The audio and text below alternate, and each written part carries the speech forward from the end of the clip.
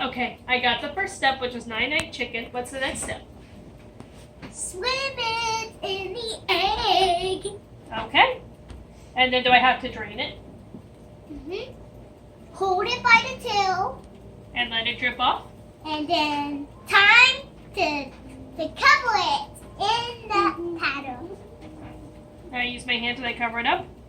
Tuck it in. Do I tell the bedtime story? Nope. Just lay it to bed. Great, Mom. Keep doing it over and over again. Okay, I'll keep doing it over and over again. Good job, Mommy. Until the pot is empty. Okay. Gloria, what you cooking?